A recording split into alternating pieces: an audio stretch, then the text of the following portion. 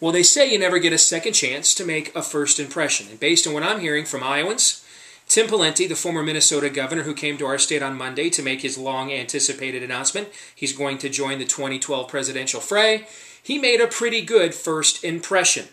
And the reason I say that is because Iowans, like a lot of Americans, are starving for leadership. It's been interesting to watch the media take Tim Pawlenty's pronouncements that maybe it's time to make some tough decisions about ethanol as some sort of bold and courageous stand here in the state of Iowa.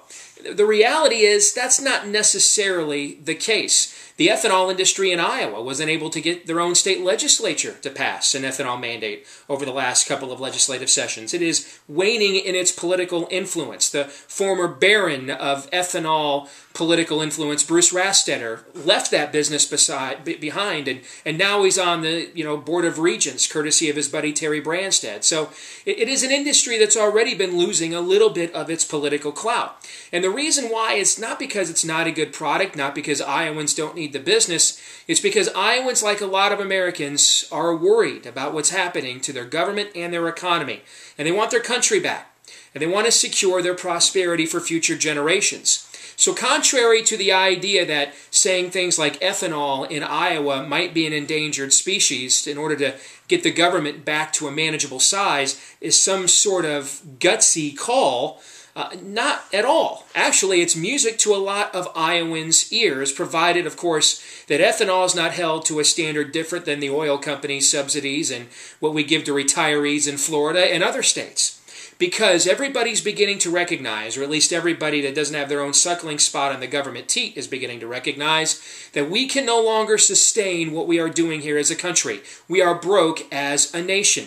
And for the new crop of presidential candidates, people like Ron Paul and Mitt Romney and Sarah Palin, if she runs, they're very well known to Iowans and to voters across the country. But people like Tim Pawlenty, Herman Cain, Michelle Bachmann, not so well known.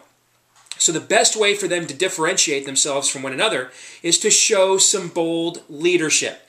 And you have to give Tim Pawlenty credit. He demonstrated from the very beginning that he's willing to campaign on some themes that he believes in, even if they're not necessarily ones that will be easy or popular for some people. But I think actually showing leadership is what's popular. And the fact that Tim Pawlenty got so much positive buzz from his announcement on Monday that included his refrain on the ethanol industry is an indication of that. We are starving for real leadership. We're starving for somebody to act as if they know the direction we're supposed to go. Even if we're not sure we agree with that direction, we at least want to see someone who knows what direction they want to take us in to begin with. And Tim Pawlenty exemplified at least a little bit of that leadership. Now, he's got to maintain that threshold, and based on his gubernatorial tenure in the state of Minnesota, he's going to have some consistency issues. In the past, he was a proponent of cap and tax, otherwise known as the cap and trade scheme. He once thought about imposing a mileage tax on the people of Minnesota.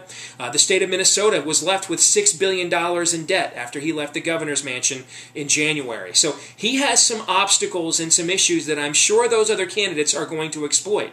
But at least for one day, if you're going to announce that you want to run for president of the United States, and you're going to announce it in front of the audience, it's going to cast the first vote in that race, well then Tim Pawlenty did himself some favors with his announcement on Monday. Thanks for joining us today at stevedeace.com. If you have a question or a comment or any issue you'd ever like us to address, feel free to email me, steve@stevedeace.com. You can also find me on Facebook at Stephen Deace or Steve_Deace on Twitter. God bless.